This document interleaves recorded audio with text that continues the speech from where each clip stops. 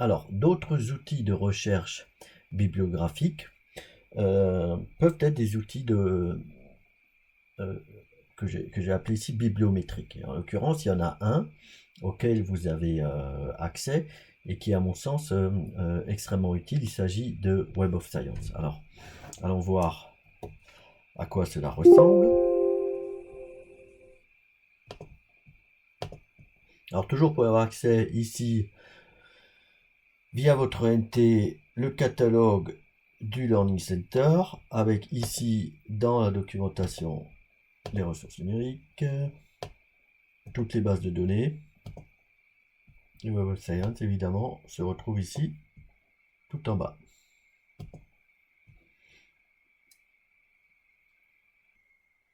Alors, vous voyez que l'interface, c'est une interface de moteur de recherche classique, avec là, ici, donc là, les mots-clés, et ici, les champs auxquels peuvent s'appliquer les mots-clés, le titre, les auteurs. Vous avez une petite aide à chaque fois à côté. Je pense qu'il est intéressant, encore une fois, de faire un tour sur l'aide. Donc nous, on va travailler avec une recherche basique. Il y a quelques mots sur les opérateurs, les étapes d'une recherche basique ici. Donc n'hésitez pas à jeter un œil pour comprendre les différentes fonctionnalités de ce moteur de recherche.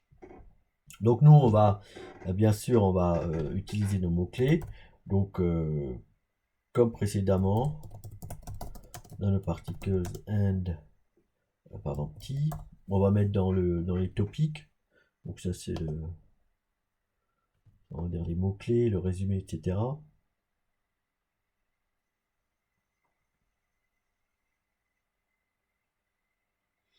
Voilà, 2000 résultats. Ça fait un peu beaucoup. On a peut-être, si on ne réduit pas alors, on va peut-être en avoir de trop. Donc réduisons alors aussi.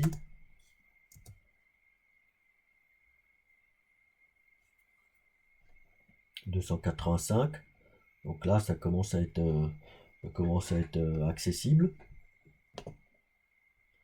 On peut revenir peut-être se limiter au titre pour voir. 15. Bon, là, peut-être qu'on rate des choses. Hein. D'autant qu'on va utiliser, vous allez le voir tout de suite, justement cet aspect bibliométrique de ce moteur de recherche. En effet, donc là, on a 15 articles, ça pourrait être accessible, mais gardons la recherche dans le champ topic ici, avec tous ces articles-là, 285.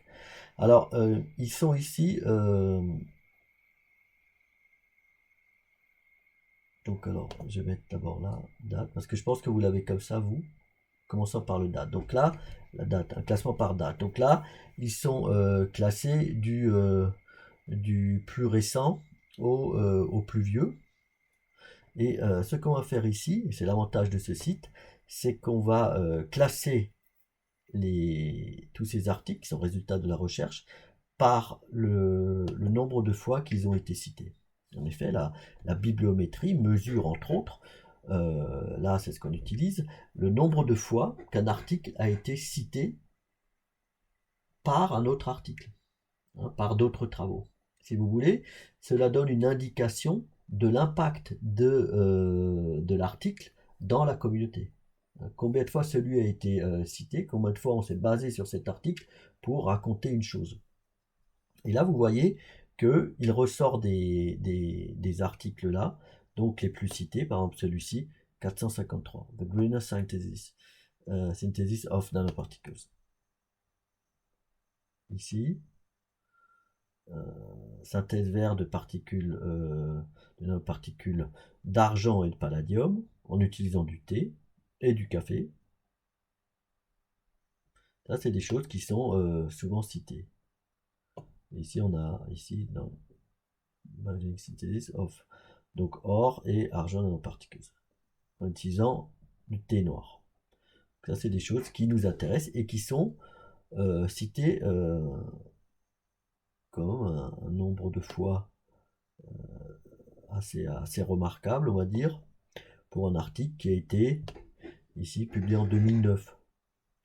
Hein, donc sur 10-12 ans, cité 332 fois, bon, on peut dire que ça commence à être assez pertinent. Alors on peut avoir une vue d'ensemble en cliquant ici sur le Create Citation Report.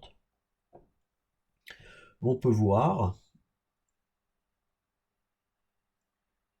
donc une analyse des articles qui sont sortis sur ces mots-clés. Et en l'occurrence, le nombre d'articles publiés avec ces mots-clés-là par année. Vous voyez, on a ici un nombre qui augmente régulièrement. Donc là, 2020, peut-être un peu moins quand même.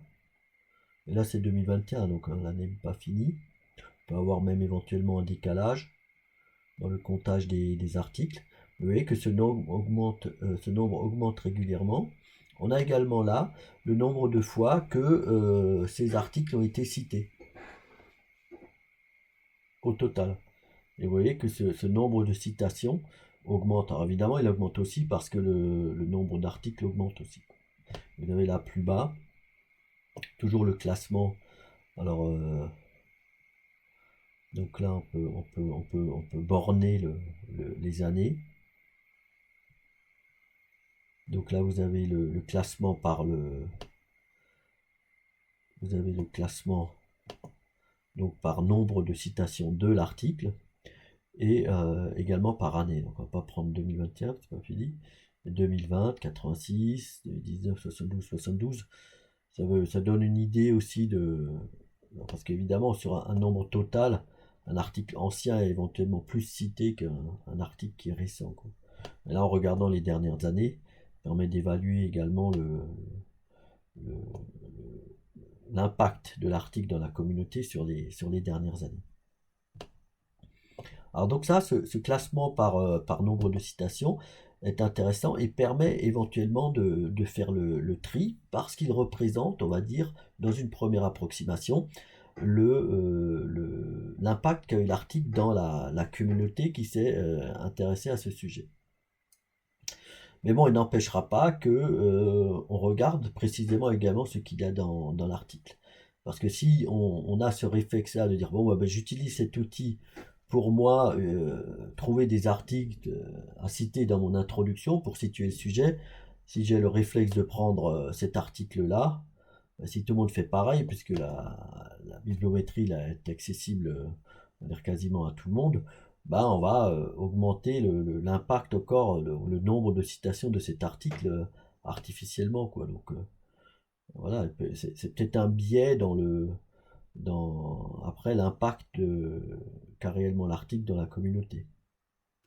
Autre avantage de classer ainsi les articles, c'est alors on va prendre celui-là, par exemple.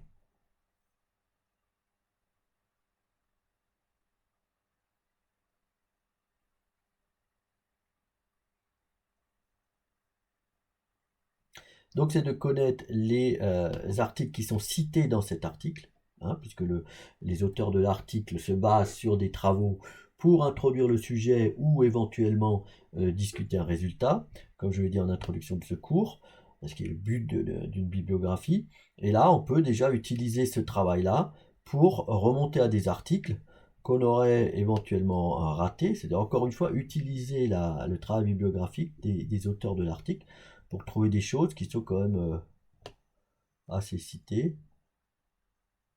Tu vois, Greener Nanosynthesis, donc ça c'est quelque chose visiblement d'assez général. Chemical Review, c'est un journal qui présente des revues de sujets justement. Qui explique aussi le nombre de citations. Les articles de revue sont évidemment souvent cités un grand nombre de fois.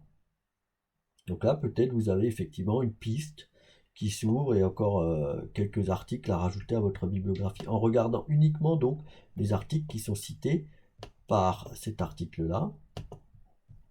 Et autre chose intéressante,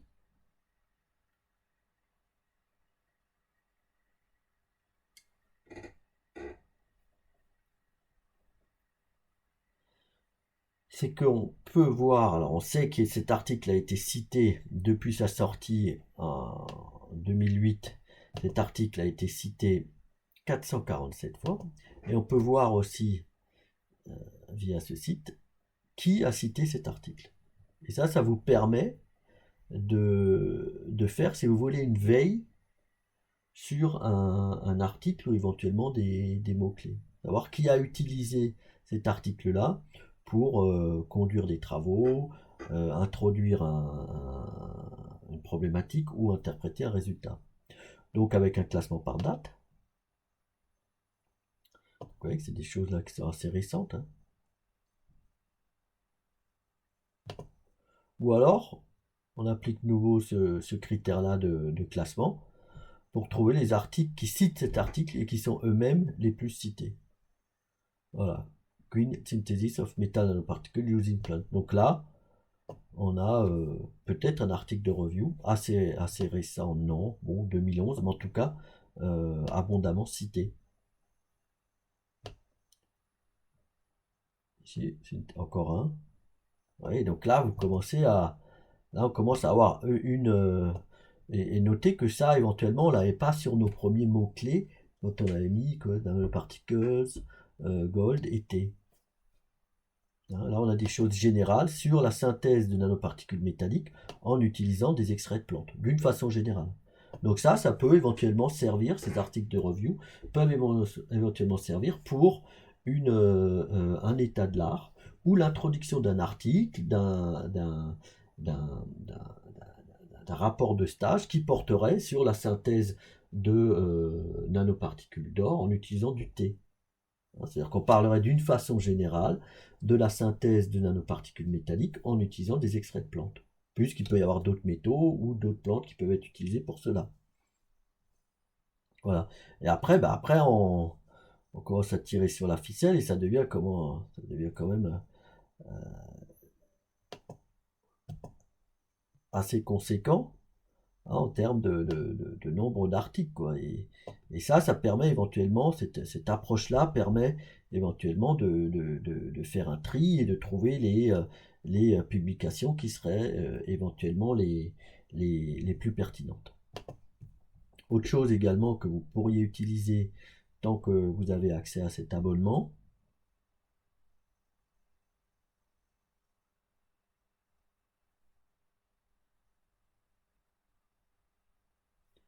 alors je reviens encore, c'est ici que vous utilisez cette fonction create citation alert, c'est-à-dire que là, dès que quelqu'un cite cet article, vous avez une alerte. Voilà. Qui permet de faire finalement assez aisément un travail de veille.